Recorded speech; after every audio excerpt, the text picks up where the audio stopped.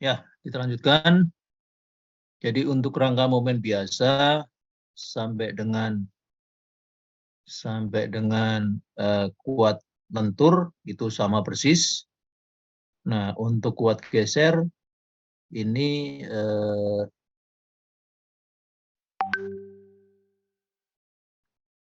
ya kuat geser juga sama ya. Kuat geser juga sama dengan yang dipelajari pada kuliah beton sebelumnya. Jadi belum ada perlakuan khusus. Jadi PU-nya boleh diambil langsung dari outputnya software. MU juga boleh diambil langsung dari outputnya software. Nah, yang beda adalah pada persyaratan tulangan lenturnya, yaitu tulangan yang menerus baik di atas atau di bawah itu minimal ada 2 buah. 2 buah di atas, 2 buah di bawah. Minimal itu. Kemudian persyaratan luas tulangan bawahnya adalah seperti ini. Luas tulangan bawah di tumpuan tidak boleh kurang dari 1/4 luas tulangan bawah di lapangan. Nah, ini syarat yang diberlakukan untuk rangka momen biasa. Kemudian untuk kolom ini pertama dari tulangan longitudinalnya dulu ya.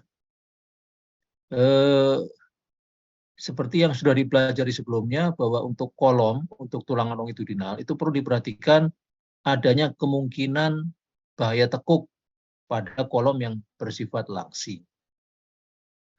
Jadi untuk merencanakan kekuatan lentur kolom, kekuatan longitudinal kolom, harus diperiksa dulu apakah kolomnya langsing atau tidak. Nah, cara memeriksa kolomnya langsing atau tidak itu tergantung pada kondisi lantainya. Bergoyang atau tidak lantainya ya. Jadi kalau kita bicara kelangsingan, itu berarti kita sedang berbicara tentang kolom.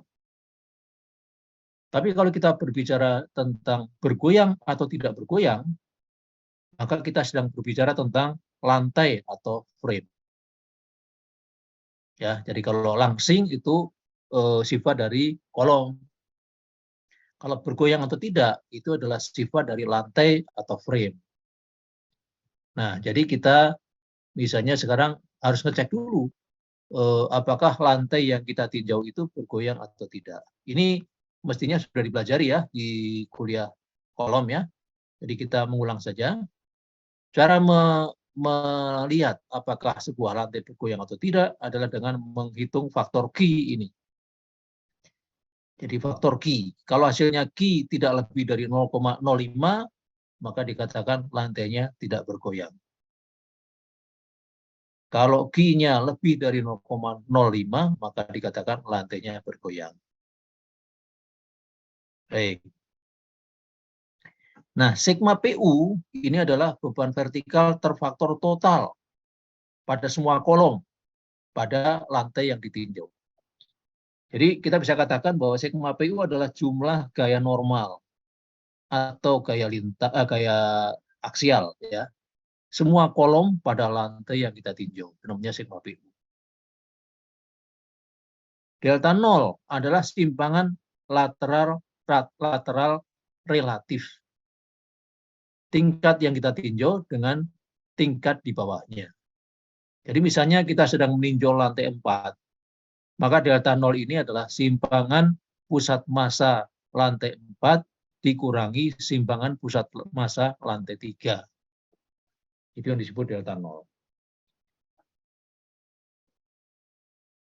Ya, jadi relatif antar lantai. VUS adalah gaya geser terfaktor total pada tingkat yang dievaluasi. Nah, di sini ada besaran sigma PU ini gaya dalam. Delta 0 ini simpangan. VUS ini gaya dalam juga ya, gaya normal, gaya lateral.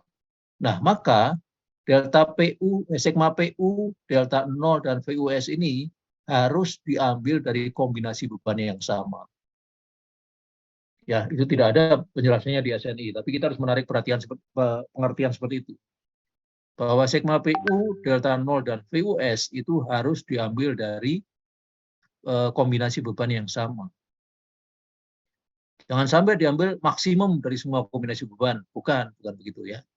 Dari kombinasi beban yang sama. Jadi pengertiannya sebenarnya adalah Ki itu harus dihitung pada setiap kombinasi beban sebenarnya. Tetapi kita bisa perkirakan, maka Ki yang paling besar itu terjadi di mana. Jadi minimal untuk setiap lantai, Ki ini punya dua nilai, yaitu Ki pada arah X dan Ki pada arah Y. Ya, jadi bisa saja sebuah lantai ketika ditinjau pada arah X ternyata dia bergoyang. Dan ketika ditinjau pada arah Y ternyata tidak bergoyang. Bisa saja terjadi seperti itu. Jadi minimal tinjauannya dilakukan pada arah X dan pada arah Y. Kalau kita tidak mau melibatkan semua kombinasi beban, maka kita pilih kombinasi yang kira-kira menghasilkan nilai Q yang paling besar. Ya, kemudian LC adalah panjang teoritis kolom. Kalau panjang teoritis itu artinya dari join ke join ya. Kalau kita memodelkan dengan ITEPS misalnya, maka LC itu panjang dari join ke join. Baik, ini sepintas saja karena sudah pernah dibahas ya. Jadi pertama kali kita tentukan apakah lantai atau frame-nya bergoyang atau tidak. Nah, ini gambaran mengenai VUS ya. Tadi ada VUS ya di sini ya. Nah, kira-kira gambarannya adalah seperti ini. Namanya VUS. Kalau dari gaya gempa yang masing-masing sudah kita hitung dan kita tempatkan di sini, di semua lantai gitu ya, maka kalau kita gambarkan secara kumulatif gaya geser pada setiap lantai adalah seperti ini. Jadi kira-kira VUS 4 ya pada lantai 4 adalah sama dengan F4. VUS 3 adalah sama dengan F3 ditambah F4. VUS 2 adalah F2 ditambah F3 ditambah F4 dan seterusnya ya. Nah, bentuk ini atau besaran ini bisa didapatkan dari kalau di ETABS itu namanya story response. Story response plot ya, kita bisa mendapatkan seperti ini dari story response plotnya ETABS. Atau dihitung manual juga bisa. Kalau kita sudah mempunyai gaya F 1, 2, 3, 4, seperti tadi saya katakan, VUS 4 adalah sama dengan F4. VUS 3 adalah F3 plus F4, dan seterusnya ya. Bisa dihitung juga secara manual. Nah, sedangkan sigma PU-nya adalah seperti ini. Kita bisa dapatkan juga dari ITEPS ya, sigma PU ini dengan menjumlahkan gaya normal pada semua kolom pada satu lantai, atau dengan dihitung berdasarkan berat lantai. Jadi sigma PU4 ya berarti sama dengan berat lantai 4. Sigma PU3 adalah sama dengan berat lantai 3 plus lantai 4 dan seterusnya. Ya, jadi mirip dengan VUS tadi, kumulatif ke bawah. Baik. Nah, sekarang misalnya kita sudah ambil kesimpulan dari perhitungan ini, apakah lantai kita bergoyang atau tidak.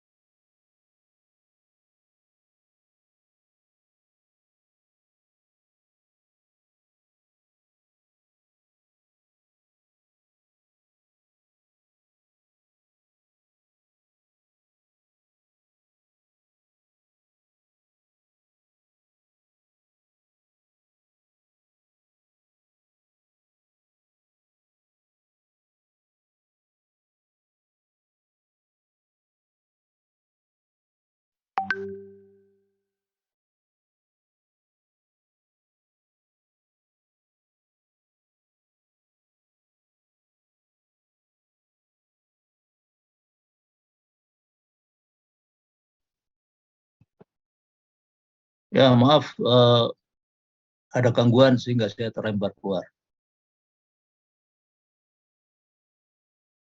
Baik, kita lanjutkan ya.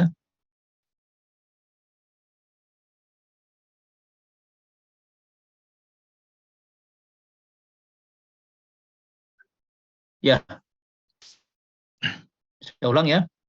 Jadi setelah kita dapatkan kesimpulan misalnya lantai kita bergoyang atau tidak ya. Nah, selanjutnya kita akan periksa kelangsingan kolom. Kita akan periksa kelangsingan kolom ya. Tetapi di sini SNI menggunakan istilah yang agak berbeda. Kalau tadi dikatakan lantai atau frame bergoyang atau tidak. Nah, sekarang ini dikatakan kolom yang tidak ditahan terhadap goyangan samping. Ini maksudnya adalah kolom dari lantai yang bergoyang. Kalau tidak ditahan kan artinya bergoyang ya. Jadi yang A ini adalah kolom pada lantai yang bergoyang. Maka sebuah kolom dikatakan kolom pendek, kelangsingannya boleh diabaikan kalau KLU per R ini kurang atau tidak lebih dari 22. Maka kelangsingan kolomnya boleh diabaikan, atau dengan kata lain, kolomnya adalah kolom pendek.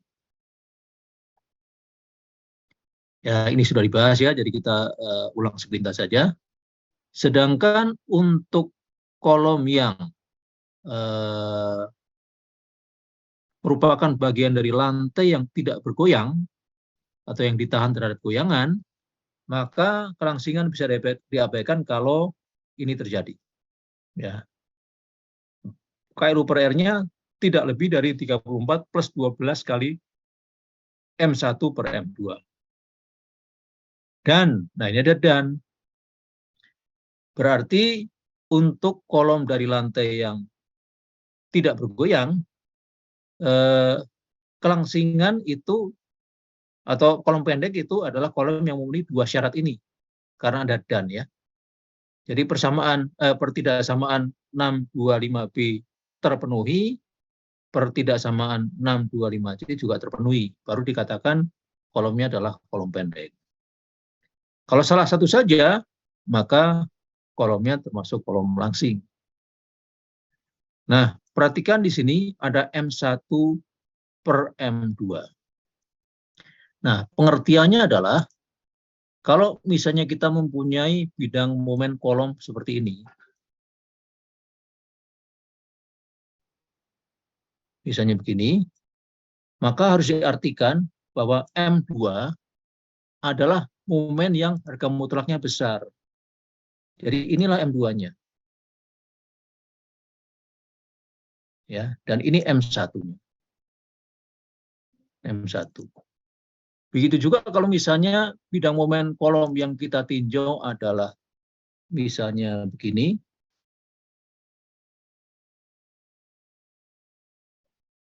Nah, misalnya begini, maka tetap saja dari gambar ini kita lihat bahwa M2-nya adalah yang di bawah. Ya, jadi M2-nya adalah yang bawah. Ini yang M2, ini yang M1. Nah, begitu ya. Nah, selanjutnya nanti akan kita jumpai bahwa M1 dibagi M2 itu ini punya perjanjian tanda tersendiri.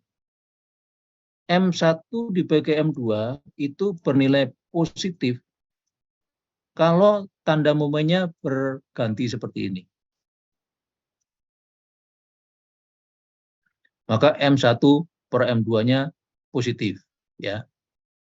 Nah, sedangkan kalau dua-duanya positif atau dua-duanya negatif seperti ini, maka M1 per M2 mempunyai tanda negatif. Ya. Jadi ini bisa positif, bisa juga negatif gitu ya. Bisa positif, bisa negatif. Nah, positif itu kalau begini bidang momennya positif. Kalau yang begini, ini bidang momennya begini, ini yang menghasilkan M1 per M2 negatif. Atau nanti di belakang akan dijumpai penjelasan begini. M1 per M2 bertanda positif kalau kolom mempunyai kurvatur ganda, artinya kelengkungan ganda. Artinya kolomnya akan berdeformasi dalam bentuk seperti ini. Nah, begitu. Jadi ini ada kelengkungan yang arahnya begini, ada kelengkungan yang arahnya begini, dan ini dikatakan kelengkungan ganda. M1 per M2-nya positif. Kalau ini kelengkungannya tunggal, begini saja atau begini saja. Ini kelengkungan tunggal. Jadi M1 per M2-nya bernilai negatif. Ya, kalau tidak sempat mencatat di print screen saja ya, nanti bisa dipelajari lagi. Baik. Nah, jadi itu adalah kriteria kolom langsing atau pendek ya, pada lantai yang bergoyang ataupun yang tidak bergoyang. Baik. Nah, kalau kita sudah punya kesimpulan bahwa kolomnya langsing atau tidak, maka kita akan menghitung sekarang, kolomnya langsing atau tidak ya, maka kita akan menghitung perbesaran momennya. Nah, sebelumnya kita harus menghitungkan, jadi K tadi berapa gitu ya. K tadi berapa, baik untuk yang bergoyang maupun yang tidak bergoyang, ada faktor K di sini. Jadi K-nya ini berapa? Kalau LU ini adalah panjang yang tidak terkekang ya. R adalah jari-jari girasi. Nah, karena jari-jari girasi ini kita bisa tuliskan sebagai akar inersia dibagi A, berarti R ini juga punya dua arah, ya kan? Rx atau Ry. Karena inersianya juga punya inersia, punya dua nilai ya, Ix atau Iy. Nah, jadi berarti tadi goyangan lantai harus ditinjau pada dua arah secara terpisah, yaitu arah X dan arah Y. Begitu juga kelangsingan kolom harus ditinjau secara terpisah pada bidang XZ dan bidang YZ. Ya, jadi dua kali kita menghitung. Baik, nah faktor K-nya ini, kalau R bisa dihitung dari akar inersia dibagi luas. LU ini dari data geometri kita tahu berapa LU-nya. Nah, K-nya itu dihitung dari diagram seperti ini. Ya. Jadi yang kiri ini adalah untuk rangka tidak bergoyang. Ini beda lagi kan ya. Tadi lantai tidak bergoyang, sekarang rangkanya tidak bergoyang ya, nggak apa-apa. Oke. Jadi yang kiri ini untuk yang tidak bergoyang, yang kanan tidak bergoyang. Ya. Tetapi ada satu klausul yang mengatakan, coba kita lihat di sini ya, untuk yang tidak bergoyang, K ini maksimum 1. Karena itu ada klausul yang mengatakan bahwa untuk rangka yang tidak bergoyang, K boleh diambil langsung sama dengan 1. Tetapi untuk yang bergoyang, K ini dari nilainya dari 1 sampai tak terhingga. Jadi harus dihitung untuk yang bergoyang. Kalau yang tidak bergoyang, kalau kita ingin cepat selesai, maka boleh langsung diambil K sama dengan 1. Nah, jadi K dihitung dari besaran yang namanya CA dan CB. Kalau kita dapatkan CA-nya di sini misalnya, dan CB-nya di sini, untuk yang bergoyang ya. Jadi misalnya kita dapatkan CA-nya di sini, CB-nya di sini, setelah kita hitung, maka berarti kita bisa menarik garis dari si A ke si B, maka kita bisa simpulkan bahwa inilah nilai faktor K.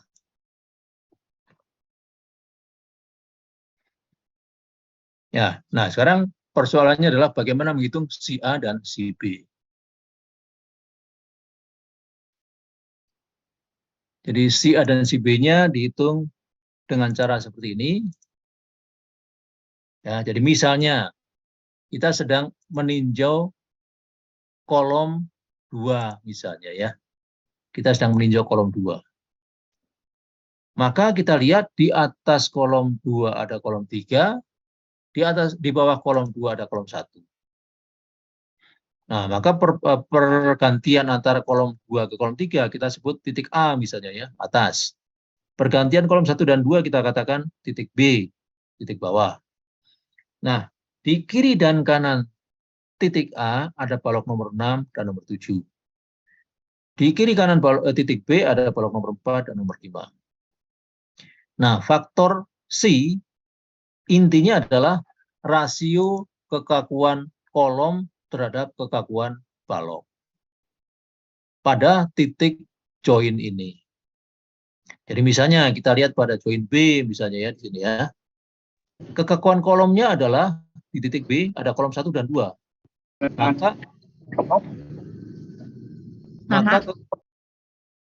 Maka kekakuan kolomnya bisa dikatakan sebagai EI dibagi L kolom 1 yang ini. Jadi EI dibagi L kolom 1 ditambah EI dibagi L kolom 2 yang ini ditambah EI dibagi L balok 4 ditambah EI dibagi L balok 5. Ya, jadi si B ini adalah rasio kekakuan kolom terhadap balok di titik B. Jadi melibatkan kolom 1, 2 dan melibatkan balok 4, 5. Begitu juga di A. Kolom yang terlibat adalah 2 dan 3. Balok yang terlibat adalah 6 dan 7. Nah, sehingga dari si A dan si B yang didapat ini, kalau kita plot ke diagram ini, kita akan dapatkan nilai K-nya. Ya, kita dapatkan nilai K-nya. Nah, dengan nilai K itu, maka kita bisa memeriksa apakah kolom kita kolom langsing atau kolom pendek ya, berdasarkan lantai yang bergoyang atau tidak bergoyang. Baik, mungkin ada pertanyaan?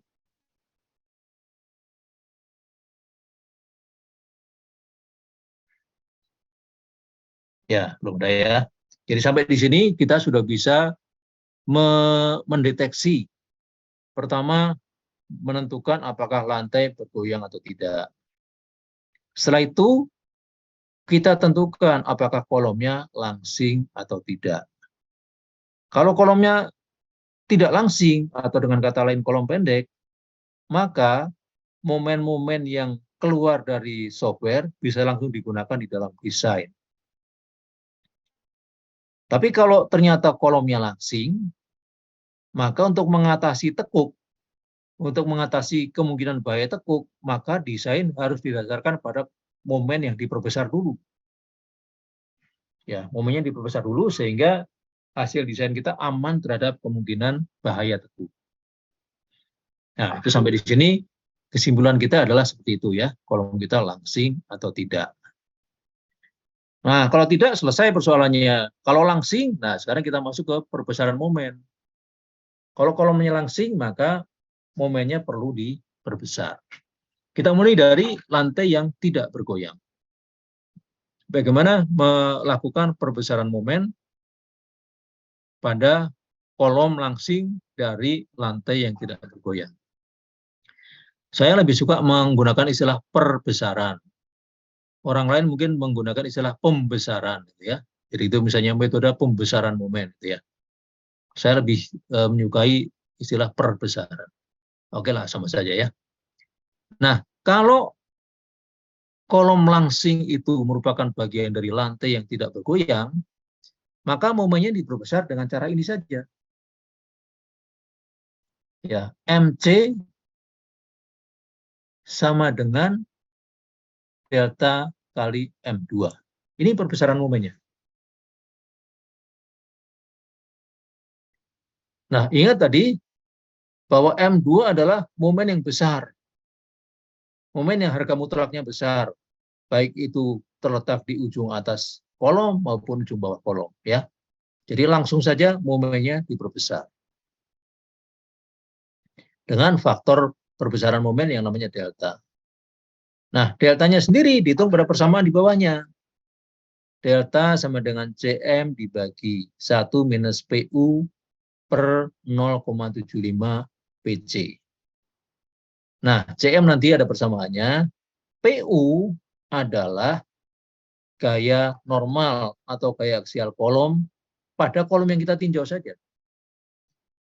Dan PU inilah yang tadi digunakan dalam menentukan lantai bergoyang atau tidak.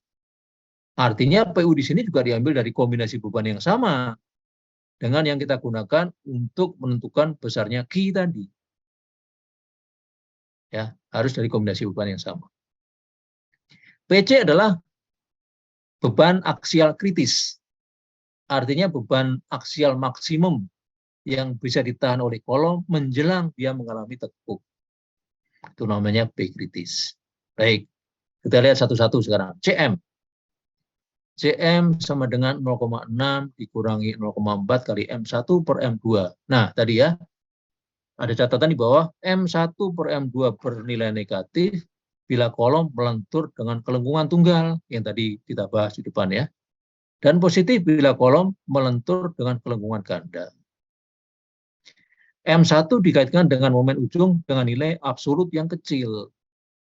Dan M2 tentu saja yang besar. Paham ya? Nah, yang paling bawah itu adalah bagaimana kita menghitung P kritis. P kritis sama dengan Pi pangkat 2 kali EI efektif kolom ya. EI efektif kolom.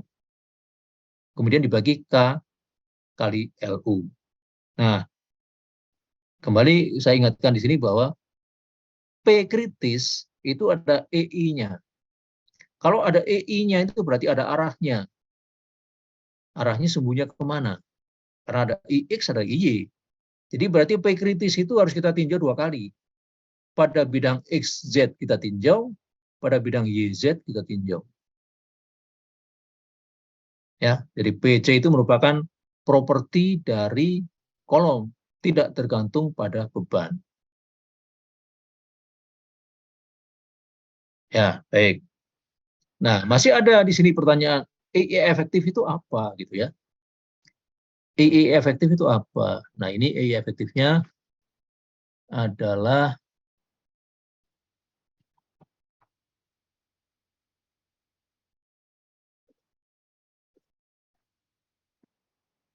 bentar ya, kenapa nggak bisa jalan ini?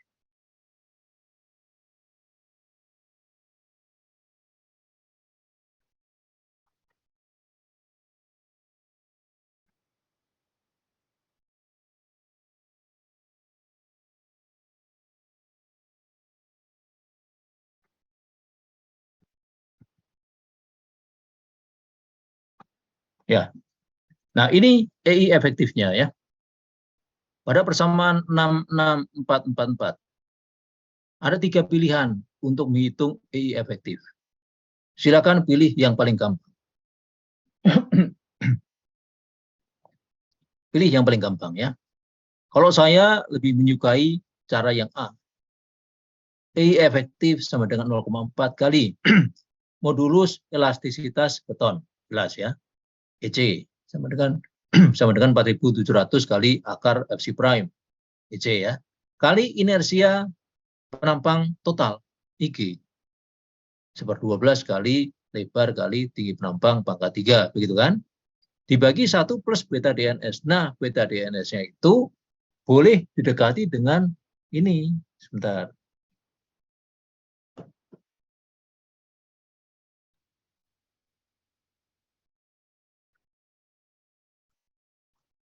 Beta DNS-nya boleh didekati dengan, nah ini, untuk penyederhanaan dapat diasumsikan beta DNS sama dengan 0,6. Ya. Jadi dengan begitu sangat mudah kita menghitung EI efektif menggunakan persamaan yang nomor A itu. 0,4 kali modulus elastisitas beton kali momen inersia penampang utuh dibagi 1 plus 0,6. Itulah EI efektifnya. Ya. Jadi kembali ke sini tadi.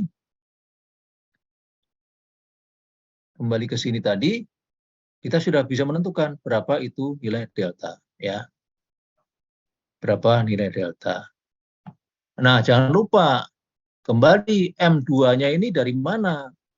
M2-nya adalah momen maksimum kolom yang diambil dari kombinasi beban yang sama dengan waktu kita menghitung Q, waktu kita menghitung kelangsingan, dan seterusnya. Sampai di sini masih menggunakan kombinasi beban yang sama.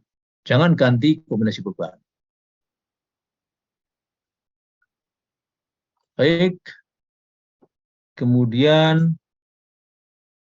nah ini tadi yang tidak bergoyang ya. Nah sekarang yang untuk kolom langsing pada lantai yang bergoyang. Nah, ini masalahnya adalah kita harus memisahkan antara momen-momen dari beban yang mengakibatkan goyangan dan momen-momen yang dari beban yang mengakibatkan goyangan. Jadi NS, N-nya itu non ya, NS itu non sway. Sway itu artinya goyangan. Jadi misalnya persamaan nomor 66461A.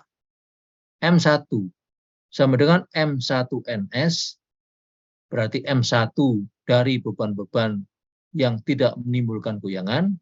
Kalau saya mengartikan beban yang tidak menimbulkan goyangan adalah beban yang arahnya vertikal. Ya. Ditambah delta S M1S. M1S adalah momen-momen dari beban yang menimbulkan goyangan.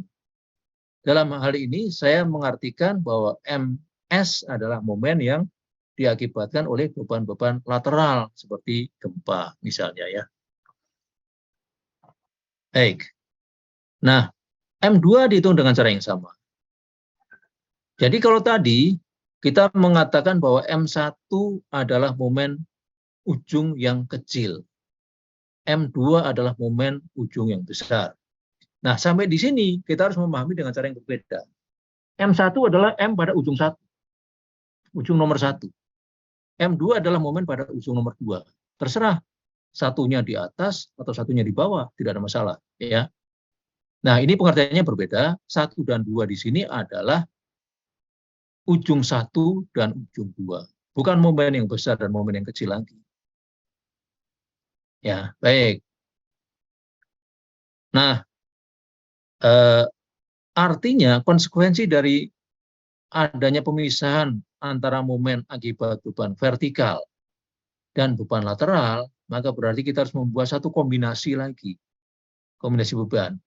Yang isinya adalah beban vertikal saja, kita sebut kelompok beban NS. Yang isinya beban lateral saja, kita sebut kelompok beban MS. Ya. Sehingga ketika menjumlahkan yang kelompok beban MS tadi, kita bisa kalikan dengan delta S sendiri tanpa melibatkan momen yang sifatnya NS. Kemudian delta S-nya, ya, pembesar momen delta S harus dihitung dengan cara A, B, atau C. Bila delta S melebihi 1,5, hanya B atau C yang diizinkan. Nah, kita lihat di sini, yang paling mudah adalah yang A, ya kan? Karena faktor Q sudah dihitung di awal tadi untuk menentukan lantainya bergoyang atau tidak. Faktor Q sudah dihitung di awal tadi. Maka kita hitung dengan persamaan yang nomor A, 66462A. Nah, kalau sudah didapatkan di situ delta S misalnya sama dengan 1,25, boleh selesai. Boleh selesai sampai di situ. Tapi kalau misalnya didapatkan lebih dari 1,5, misalnya 1,6, maka delta S harus dihitung ulang dengan menggunakan persamaan nomor B atau nomor C. Ya, nomor B atau nomor C. Nah, PU dan PC sudah kita hitung tadi di depannya. Baik, itulah delta S ya. Baik, sampai di sini mungkin ada pertanyaan. Ini kelihatannya saya mengkopinya kelewat satu ya. Jadi yang cara C ya, yang cara C tolong dilihat pada persamaan pada pasal 66462 SNI 2847. Ya, ini C-nya terlewat ini.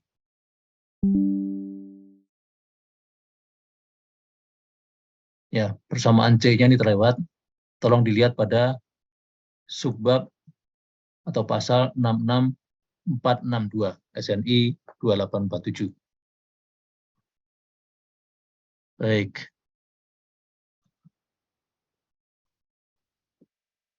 Silakan kalau ada pertanyaan. Ini termasuk bagian perhitungan kolom yang agak rumit di sini ya.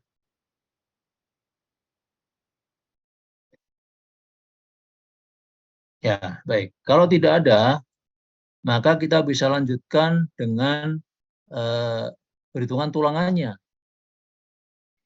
Nah, persoalannya adalah momennya dua arah pada kolomnya. Kalau momen balok itu arah yang apa namanya mengakibatkan lenturan horizontal bisa kita abaikan. Ya, jadi momen yang berkaitan dengan lenturan vertikal saja yang kita perhatikan untuk balok. Tapi untuk kolom tidak bisa, harus dua-duanya diperhatikan. Nah, jadi karena itu timbul sekarang persoalan momen dua arah, momen X dan momen Y terjadi pada saat yang sama. Kalau bergantian selesai masalahnya, nggak ada kesulitan ya. Tapi masalahnya adalah momennya bekerja pada saat yang sama. MX dan MY. Atau kalau istilah pada software itu menggunakan sumbu lokal ya. M2 dan M3 bekerja pada saat yang sama. Nah, jadi misalnya cara penyelesaian masalah momen dua arah atau momen biaksial tadi, kita boleh memilih cara apapun. Salah satu caranya yang saya perkenalkan di sini adalah metode Bresler. Karena menurut saya pendekatannya Bresler ini halus gitu ya. Saya pernah mencoba melacak bagaimana dia menurunkan cara ini, ternyata pendekatannya halus dibanding cara-cara yang lain. Jadi saya lebih suka menggunakan cara ini. Baik. Nah, misalnya sekarang kita mempunyai kolom yang penampakannya seperti tergambar ya. Metode Bresler untuk desain digunakan dengan cara coba-coba. Jadi misalnya kita mempunyai penampang, maka kita coba dulu dengan sejumlah tulangan. Nah, dari tulangan itu kita bisa membuat diagram interaksi. Seperti yang saya gambarkan di gambar sebelah kanan. Diagram interaksi antara MN terhadap PN. Nih, MN terhadap PN. Kenapa dua diagramnya? Ya, karena yang luar ini, yang garis tegas, ini adalah untuk momen MNX. MNX berarti adalah momen nominal yang arahnya memutari sumbu X. Berarti momennya yang ini.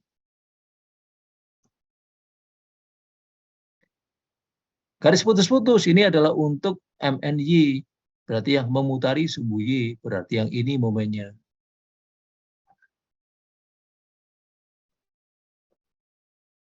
Ya. Nah, karena di dalam kalau istilah baja X itu adalah sumbu kuat ya, Y-nya sumbu lemah. Karena itu kelihatan di sini bahwa diagram interaksinya kelihatan lebih kuat yang terhadap X daripada terhadap Y ya. Karena X-nya adalah sumbu kuat. Baik. Nah, diagram MN terhadap PN ini tidak bisa langsung digunakan dalam menyelesaikan persoalan momen dua arah atau biaxial bending. Maka diagramnya diubah dulu. Diagram ini disusun berdasarkan sejumlah hasil perhitungan berupa momen nominal dan P nominal. Yang kalau diplot akan menghasilkan diagram seperti ini. Misalnya, pada gambar yang sedang saya tunjuk ini didapatkan atau digambarkan dari berapa ini? 1, 2, 3, 4, 5, 6, 7, 8 titik. 8 titik yang menghubungkan MN dan PN. Nah, dari 8 itu masing-masing saya hitung eksentrisitasnya. Saya hitung eksentrisitasnya ya. Di mana eksentrisitas sama dengan momen dibagi PN gitu kan. Maka saya dapatkan 8 titik lagi di sini. 1, 2, 3, dan seterusnya ya. Saya dapatkan 8 titik juga di sini. Nah, begitu juga untuk yang X. Kita gambarkan, dapatlah diagram interaksi yang ini. Baik.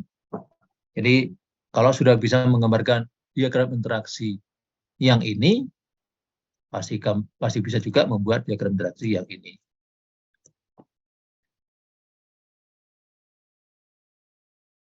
Ya, kemudian setelah kita dapatkan diagram interaksinya, Maka sekarang kita bisa hitung kekuatan kolomnya berdasarkan tulangan yang tadi kita coba. Ya. Nah, ingat bahwa dari hasil analisis sebelumnya kita sudah punya beban ini, ya. MUX, MUY, dan PU yang tiga-tiganya diambil dari satu buah kombinasi beban yang sama. Jangan terpisah-pisah. Kemudian, kalau kolomnya langsing, maka MUX atau MUY-nya sudah diperbesar. Kalau kolomnya langsing, ya. Jadi kombinasi beban yang kita gunakan ini adalah di dalamnya terdapat momen yang sudah diperbesar kalau kolomnya langsing. Maka dari MUX, MUY, dan PU ini kita hitung eksentrisitas bebannya sekarang. Kalau tadi E dihitung dari momen nominal dibagi B nominal, sekarang E-nya dihitung dari MU dibagi PU. Oke. Nah, sekarang setelah kita dapatkan, maka ingat bahwa ini adalah untuk X yang kuat, sumbu kuat, ini untuk Y yang sumbu lemah, ya. Maka sekarang yang sumbu kuat ini kita plot ke sini, ya. Ini EX-nya, kita plot ke sumbu kuat, tidak dapat titik ini, kita tarik horizontal, maka kita dapatkan yang namanya PX. Ini, PX. Kemudian yang sumbu lemah, kita plot juga ke sini, ya, kita dapatkan sumbu lemah yang ini, kita plot ke diagram interaksi yang sumbu lemah, dapat ini, kita tarik horizontal, dapatlah yang ini. Ya, jadi PX dan PY kita dapatkan. Sementara titik ini namanya adalah P0, ya. Namanya adalah P0 yang ini. Jadi kita punya besaran yang namanya PX, PY, dan P0. Maka selanjutnya menurut Bresler, kita bisa hitung PN-nya dengan persamaan ini. Bahwa 1 PN sama dengan 1 PX ditambah 1 PY dikurangi 1 P0.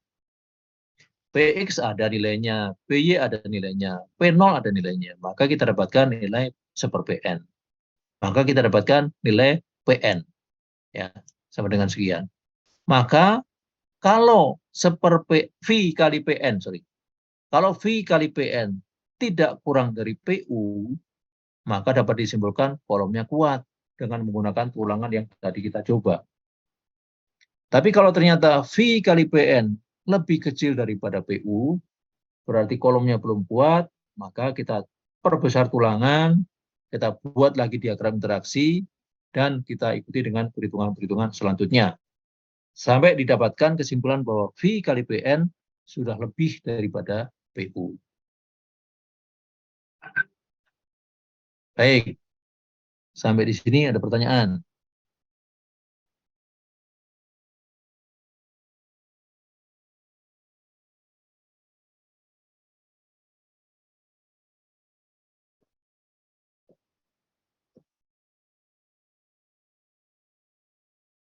Tidak ada. Oke. Kalau tidak ada, maka kita lanjutkan lagi, ya. Nah, sampai di sini tadi adalah kita menghitung berapa tulangan longitudinal yang diperlukan untuk kolom dari rangka pemikul momen biasa. Setelah kita dapatkan jumlah tulangan yang diperlukan minimum, ya, untuk memenuhi persyaratan kekuatan kolom, maka selanjutnya kita ikuti ini syarat khusus untuk kolom SRBMB. Pertama, kolom yang mempunyai panjang tak tertumpu LU tidak lebih dari 5 kali C1 harus memiliki VVN, ini kuat geser, ya, VVN setidaknya nilai terendah dari A dan B. Nah, LU-nya adalah panjang tak tertumpu komponen struktur tekan. C-nya adalah dimensi kolom persegi atau persegi ekivalen, kepala kolom atau kolom kapital, atau bracket yang diukur dalam arah bentang di mana momen ditentukan. Artinya begini, dari kalimat panjang itu artinya begini. Kalau kita punya kolom, kurang jelas gambarnya. Kalau kita punya kolom yang bentuknya begini, bentar. Kita punya kolom yang bentuknya begini, ya. Kemudian kita sedang meninjau frame yang arahnya ke sana. Jadi misalnya panah saya itu adalah sumbu X misalnya, ya. Berarti kita sedang meninjau frame pada bidang XZ dengan gempa arah X, gitu ya. Maka kalau kondisinya begitu, yang disebut C1 adalah yang ini. Ini C1. Ya, jadi C1 adalah panjang sisi penampang kolom, ya, dengan bahasa yang lain, ya. Panjang sisi penampang kolom yang searah dengan arah gempanya, kira-kira begitulah. Itu C1, ya. Baik. Jadi untuk kolom yang seperti ini, berarti ini kan kolomnya pendek, ya. Beda ya pemahaman dengan tidak langsing, ya. Ini pendek dalam artian yang sebenarnya. Kolom yang pendek, ya, yang tidak lebih dari 5 kali ukuran penampangnya. Nah, kolom yang seperti ini akan didominasi oleh gaya geser. Jadi kolom yang pendek atau balok yang pendek juga sama, akan didominasi oleh gaya geser. Sedangkan kolom yang langsing, kolom yang panjang atau balok yang panjang itu akan didominasi oleh momen lentur.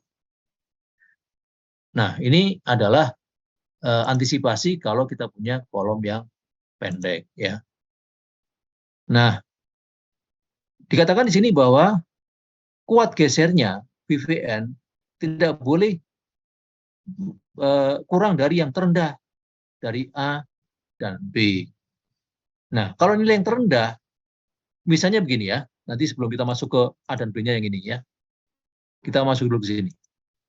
Nilai yang terendah harus memiliki VN setidaknya nilai terendah dari, gitu ya. Berarti misalnya persyaratan A itu 100. Misalnya, ya. Persyaratan A ini menghasilkan angka 100. Nanti kita lihat. Persamaan B 125. 125, ya. Nah, ini setidaknya nilai terendah. Berarti menurut ini, paling tidak kita harus menganggap bahwa VN kita ini besarnya adalah paling tidak atau setidaknya nilainya 100. VN adalah kekuatan, bukan beban, ya. VN adalah kekuatan. Kalau dikatakan setidaknya terendah dari 100 dan 125, berarti kita boleh memilih ini. Tetapi kalau kita mau cepat, kita pilih yang ini kan juga boleh. Disyaratkan kekuatannya minimal 100. Kekuatan loh, ya, bukan beban. Nah, kalau kita ambil kekuatannya 125 kan nggak apa-apa. Nah, maksud saya, kalau ada persyaratan seperti itu, kita pilih saja yang paling mudah antara A dan B. Tidak peduli apakah hasilnya yang terendah atau yang tertinggi di antara A dan B, nggak masalah, ya. Jadi pilih saja cara yang paling mudah di antara A dan B, ya. Kalau bunyinya adalah yang terendah, gitu ya. Kecuali kalau yang tertinggi, kalau misalnya dikatakan harus tidak boleh kurang dari yang tertinggi antara A dan B. Nah, itu kita harus hitung dua-duanya dulu. Kita ambil yang tertinggi, nah itu yang kita pakai. Tapi kalau tidak kurang dari yang terendah, ya sudah, yang manapun nggak masalah kan, ya. Kita pilih saja cara yang paling mudah. Nah, kita lihat sekarang A dan B-nya seperti ini. Ya, A dan B-nya itu seperti ini. Jadi yang A misalnya, yang A itu yang diperjelas dengan gambar di kiri ini. Jadi VVN-nya harus tidak kurang dari gaya geser yang terkait dengan terjadinya kekuatan momen nominal Mn. Nah, lihat kalimatnya saya sudah membingungkan, ya. Pada setiap ujung dari panjang tak tertumpu kolom akibat lentur yang berbalik arah atau kurvatur ganda. Nah, coba lihat. Sampai di sini saja sudah susah memahami, ya. Nah, oke lah, kita loncat dulu ke B yang lebih gampang. Gaya geser maksimum yang diperoleh dari kombinasi beban desain termasuk beban gempa E dengan omega 0 kali E sebagai pengganti E. Artinya apa? Kalau kita menggunakan yang B, cara B, Maka pada kombinasi beban gempanya dikalikan omega 0. Itu saja. Omega 0-nya dari mana? Dari tabel 12 SNI 1726. Ya, kalau menurut saya gampang ini. Kita tinggal membuat tambahan kombinasi beban ya, di mana beban gempanya kita kalikan dengan omega 0. Hasilnya langsung kita pakai. Nah, kembali ke A. Nah, kalau ke A itu artinya begini. Kita punya kolom nih. Sudah dihitung tulangannya. Ya. Maka dari prinsip keseimbangan momen, kita bisa menghitung gaya geser di sini. Ya kan? Sama dengan momen atas ditambah momen bawah dibagi panjang LU, itulah yang namanya gaya geser ya. Ini persamaannya. Momen nominal atas ditambah momen nominal bawah dibagi LU, itulah BU. Kelihatannya gampang ya, tetapi persoalannya begini. MN-nya yang mana? MN-nya yang mana? Ingat bahwa kita punya diagram interaksi. Nah, kemudian batas kekuatannya begini. MN-nya yang mana? Ya. Nah, maka untuk mendapatkan MN, kita harus plot dulu PU-nya di sini, misalnya PU-nya di situ ya, PU yang ini nih, PU yang ini diplot ke diagram, misalnya di sini tempatnya, maka kita tarik ke kanan, kita dapatkan inilah MN-nya. Nah, kalau menurut saya itu lebih sulit ya. Jadi saya lebih suka menggunakan cara yang B saja, tinggal membuat satu kombinasi beban tambahan. Baik. Nah, kemudian kalau itu sudah ya, berarti kita dapatkan VU-nya dari cara B kalau saya ya. Nah, ini penjelasannya ya untuk mendapatkan MN tadi. Jadi kita plot PU-nya di sini, kita tarik ke sini, kita tarik ke sini, inilah MN yang kita cari ya. Nah, kalau saya lebih suka menggunakan ini tadi, cara B tadi, VVN-nya sama dengan ini gitu ya. Nah, berarti VN-nya dapat, VN adalah terdiri dari VC ditambah VS, VC-nya bisa dihitung, maka kita dapatkan VS perlunya. Dari VS perlu kita dapatkan berapa sengkang yang diperlukan. Baik, itu inti dari rangka momen biasa ya, perhitungan balok dan kolomnya seperti itu. Silakan kalau ada pertanyaan.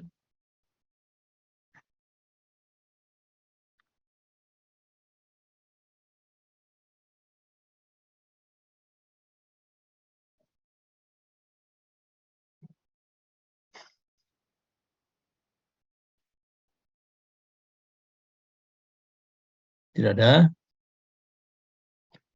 Baik, ya kalau tidak ada maka materi baru dari saya hari ini sampai di sini saja ya. Jadi nanti ini saya share lagi untuk rangka momen biasa ya. Ini saya share lagi nanti.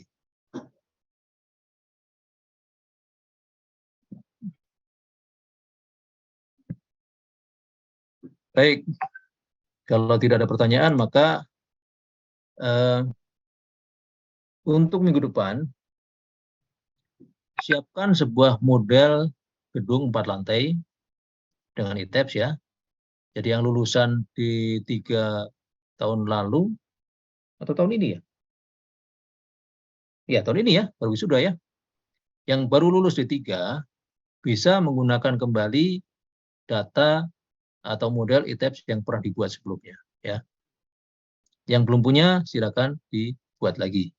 Kalau tidak salah tadi saya lihat ada lulusan yang lebih senior ya, yang mungkin cara belajarnya masih beda pada waktu itu.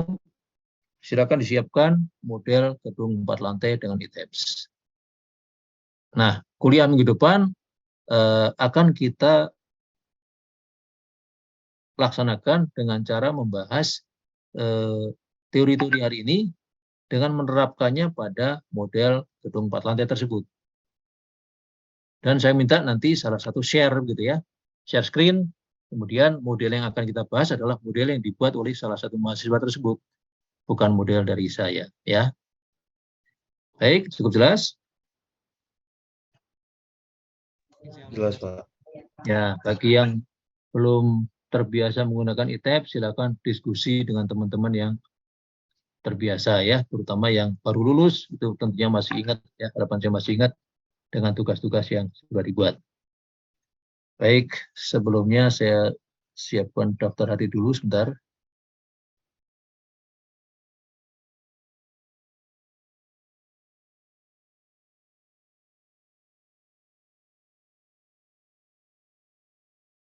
Bentar ya.